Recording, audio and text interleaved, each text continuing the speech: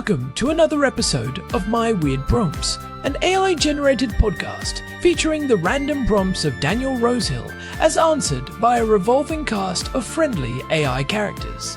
Join us for deep dives into AI, technology, and whatever other random thing Daniel finds fascinating today. Subscribe on Spotify or your favorite podcatcher.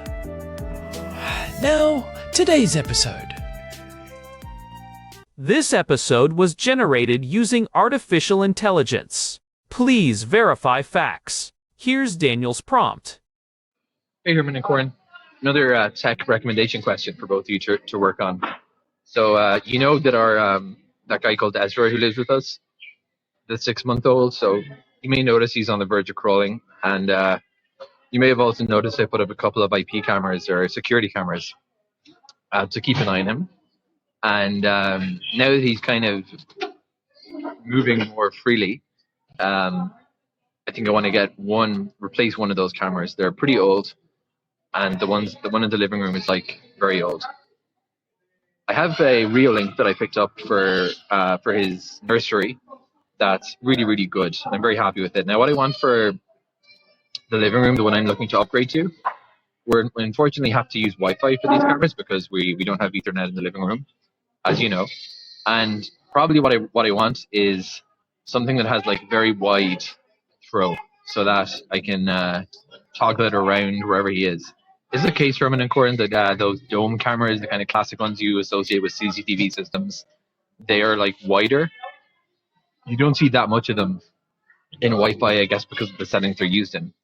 For any users also setting up their own, camera systems for monitoring babies crawling and trying to make sure they're okay. Our place is very far from huge. In fact, it's pretty small. The living room and kitchen is maybe 10 meters. 10 meters across, thereabouts, maybe a bit more. So it's less about having a camera that's incredibly high resolution and more about something I can just zoom in and make sure that he's okay from the other room if I'm working in the office. What would you recommend in terms of camera styles and maybe also brands that are, not going to set a consumer as opposed to a business user, not going to cost an arm and leg, but still be good? I've been very happy with Reolink. If there's anything in there that you can recommend. But more importantly, what type of camera should I be looking for this application? Hey everyone, welcome back to My Weird Prompts. It is January 4th, 2026, and we are kicking off the new year with a topic that hits pretty close to home. I am here with my brother, as always, Herman Poppleberry, at your service. Happy New Year, Corn. I cannot believe we are already 4 days into 26. It feels like the future is arriving faster than my internet connection can handle sometimes. Tell me about it. Speaking of home, our housemate Daniel sent us a voice note earlier today. He is dealing with a very specific, very adorable technical challenge. As many of you know, our other housemate, little Ezra, is officially 6 months old now, and according to Daniel, the kid is on the verge of a full-on crawling breakout. The mobility phase. It is a game changer. One day they are a stationary loaf of bread, and the next day they are a heat-seeking missile aimed directly at every electrical outlet and dust bunny in the house. It is a terrifying and beautiful transition. Exactly. So Daniel is looking to upgrade the tech in our living room. He has been using an older camera, but now that Ezra is moving, he needs something with a wide throw or a wide angle to track him more easily. He specifically asked about dome cameras and whether they are a good fit for a small living room, and he is looking for some affordable consumer brand recommendations. This is a great prompt because it touches on that intersection of professional-grade surveillance and consumer-friendly baby monitoring. There is a lot of terminology that gets thrown around, like wide throw versus field of view, and I think we should start by clearing some of that up for Daniel and everyone else listening who might be in the same boat. Let's do it. I mean, the living room is not huge, maybe 10 meters across, but it is an open-plan space. When a baby starts crawling, they do not just stay in the center of the frame. They go under tables, behind couches, and into corners. So, Herman, let's address the dome camera question first. When people think of dome cameras, they usually think of those black bubbles of the. Usually the answer is no, but with a few caveats. In the professional world, dome cameras are popular because they are vandal resistant. That plastic bubble makes it hard for someone to grab the camera or see exactly where the lens is pointed. But for a home environment, domes can actually be a bit of a pain. They are prone to something called IR reflection, where the infrared lights for night vision bounce off the inside of the plastic dome and wash out the infrared cables, which Daniel mentioned we do not have in the living room. Right, he mentioned we are strictly on Wi-Fi for that part of the house. So, if a dome is not the play, what is the alternative for getting that wide coverage he is looking for? He used the term wide throw, which I think is interesting. Yeah, wide throw is a term you hear more often in the world of projectors, but in cameras we usually talk about the field of view, or FOV. If you want to see an entire room without the camera moving, you are looking for a wide-angle lens. Most standard security cameras have a field of view around 90 to 110 degrees. That is fine for a hallway, but in 10-meter living room, you are going to have massive blind spots in the corners. So, what is the target number then? If I want to see the whole room from one corner, what kind of degree am I looking for? You really want something in the 130 to 160 degree range. At that point, you are getting into what they call ultra-wide territory. Now, the trade-off there is distortion. The wider you go, the more the edges of the image start to curve, like a fisheye lens. But for keeping an eye on a crawling baby, you do not need cinematic perfection. You need to know if he is reaching for the cat's water bowl in the far corner. That makes sense. But there is another option, right? Instead of one static wide-angle lens, what about the cameras that actually move? Daniel mentioned tracking the baby. Exactly. Those are called PTZ cameras, which stands for pan, tilt, and zoom. These have been a staple of the consumer market for a few years now. Instead of trying to squeeze the whole room into one distorted frame, the camera physically rotates to follow the motion. Our friend Daniel mentioned he already has a Reolink in the nursery and he is happy with it. Reolink actually makes some of the best affordable PTZ cameras on the market right now. I remember looking at those. They have the E1 series, right? The little ones that look like a snowball. That is the one. The Reolink E1 Pro or the E1 Zoom. They are very affordable, usually under $50 or $60, and they have built-in AI for person and pet tracking. By 2026, this technology has gotten incredibly fast. It can lock onto a moving object and keep it centered in the frame. For a crawling baby, it is perfect. As Ezra moves from the rug to the kitchen tile, the camera just swivels and follows him. But here was my concern with the swiveling cameras, and I have noticed this with some of the cheaper models we have tested in the past. Sometimes the motor is loud enough to be distracting, or even wake a sleeping baby if it is used in a bedroom. And more importantly, if the camera is busy following the cat, it might miss the baby moving in the opposite direction. That is a very insightful point, Corn.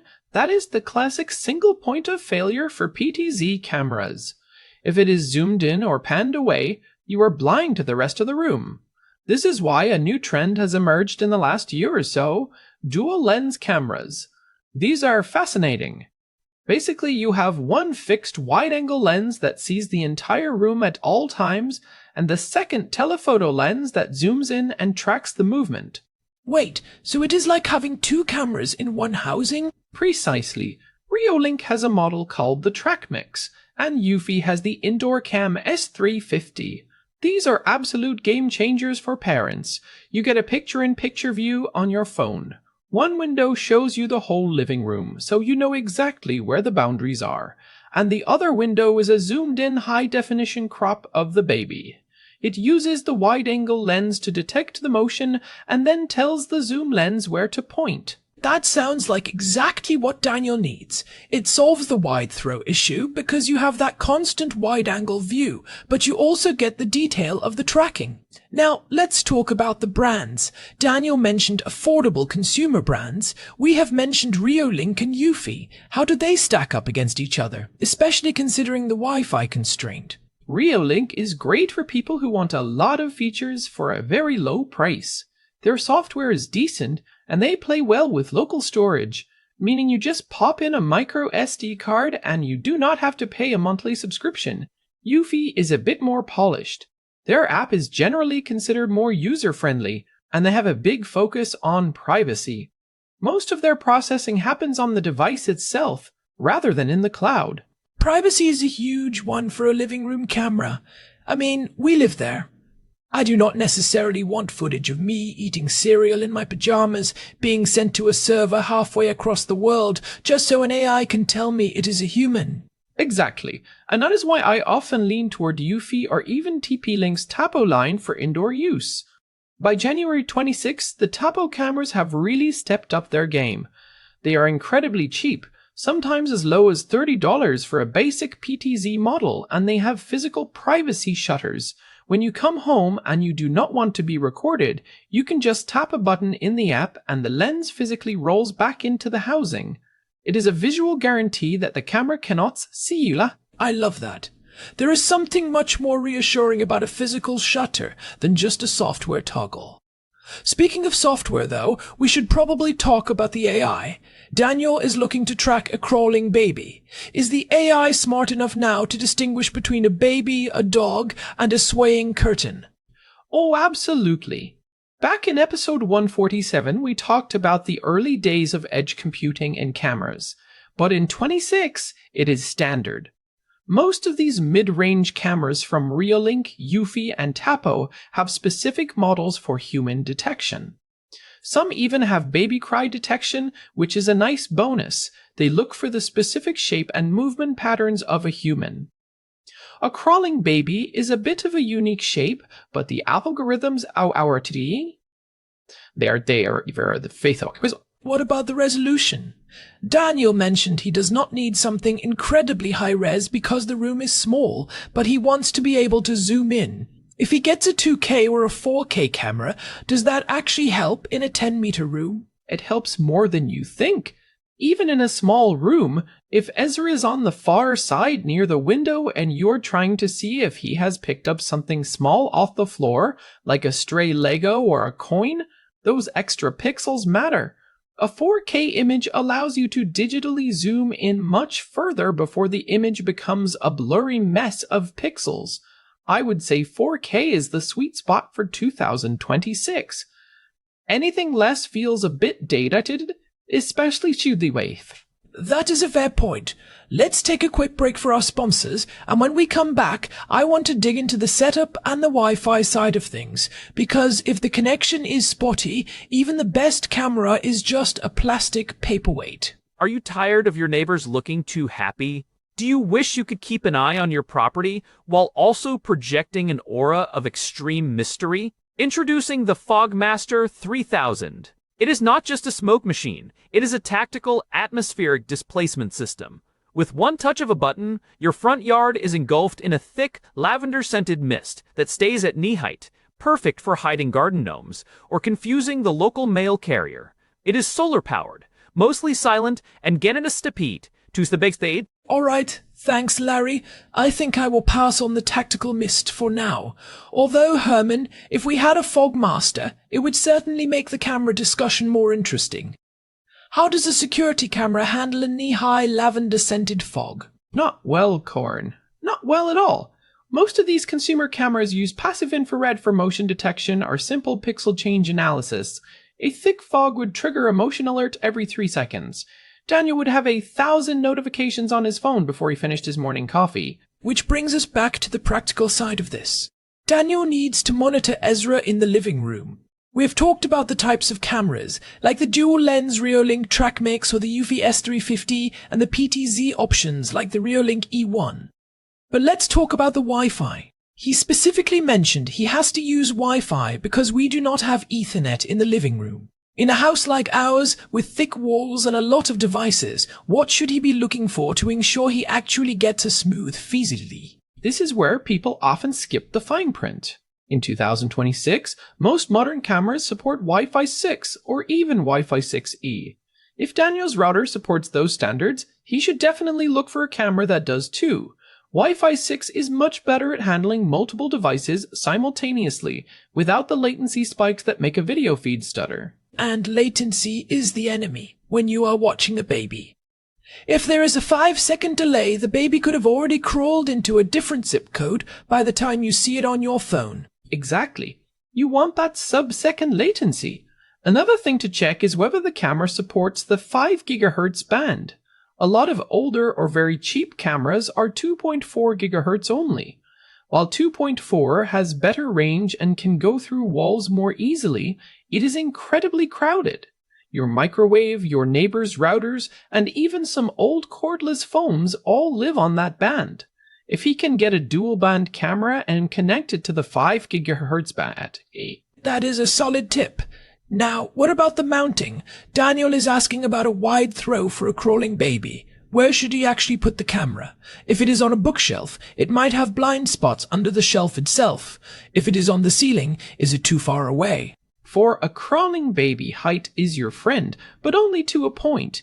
If you mount it too high, like on a 10-foot ceiling, you are looking straight down at the top of the baby's head.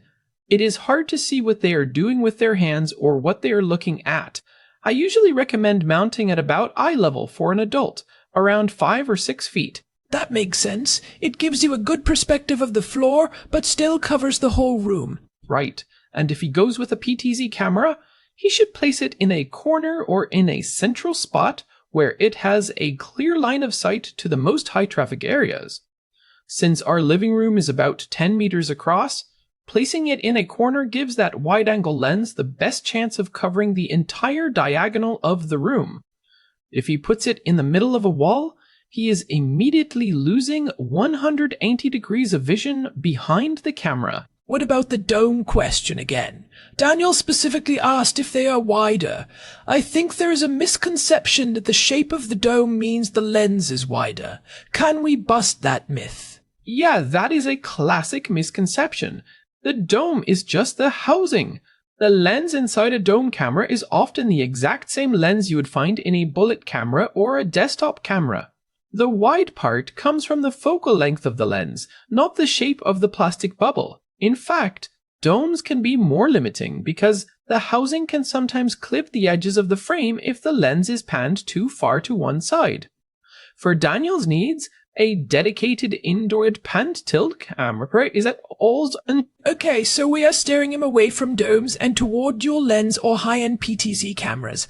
Let's get specific with some models for him to look at. If he wants to stay in the Reolink ecosystem because he already has the nursery set up, what is the top pick? If he wants the absolute best for tracking a crawler, the Reolink TrackMix Wi-Fi is the winner. It has that dual lens system I mentioned. One lens stays wide, one lens zooms in and follows. It is a bit larger than a standard indoor camera, but for a living room, it is worth it. If he wants something smaller and more discreet, the Reolink E1 Zoom is a fantastic budget pick. It is 5 megapixels, has optical zoom, and is very reliable. And if he wants to branch out, maybe something that integrates better with a smart home setup? Then I would look at the Eufy Indoor Cam S350. It is a dual lens 4K camera that is designed specifically for this kind of indoor monitoring. It has incredible AI tracking and the image quality is top tier for a consumer device. Another sleeper hit is the Wyze Cam 4 or the Wyze Cam Pan V3. Wyze is the king of cheap but functional. Their Pan V3 has a really unique design that allows it to tilt almost straight down, which is great if you have it mounted high and want to see right below the camera. I have used some Wyze gear before.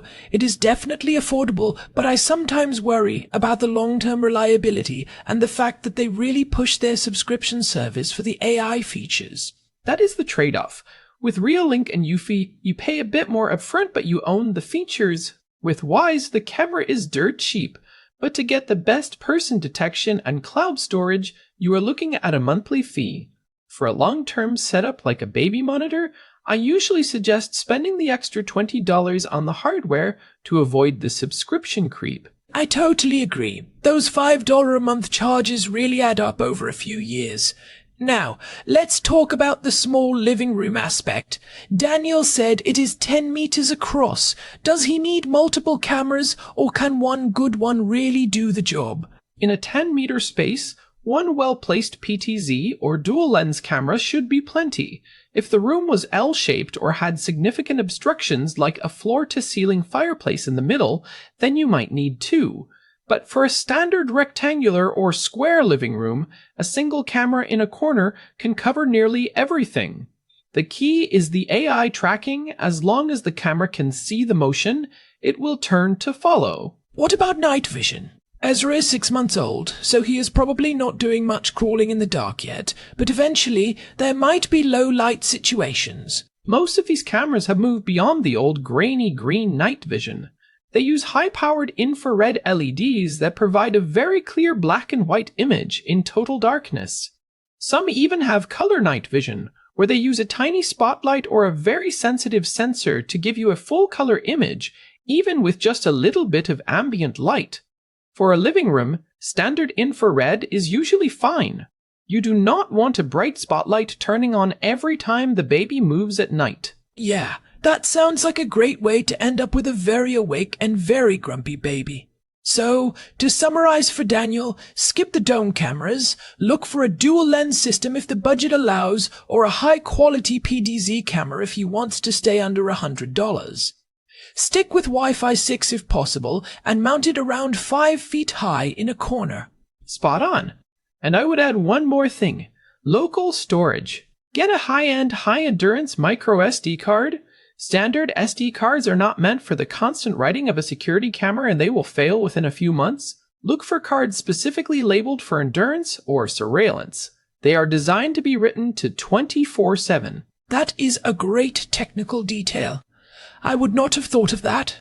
It is those little things that save you a headache 6 months down the line when you realize the camera has not been recording for weeks. Exactly. There is nothing worse than going to check the footage of a first step or a funny moment and finding out the SD card died in November. Well, I think we have given Daniel plenty to chew on. It is an exciting time in the house. I am looking forward to seeing Ezra zooming around the living room. It is going to be a busy year. It really is. And for everyone else listening, if you are in a similar spot or have other tech questions, we love digging into these. This is what My Weird Prompts is all about. Taking these everyday challenges and finding the cool, deep dive solutions. Absolutely.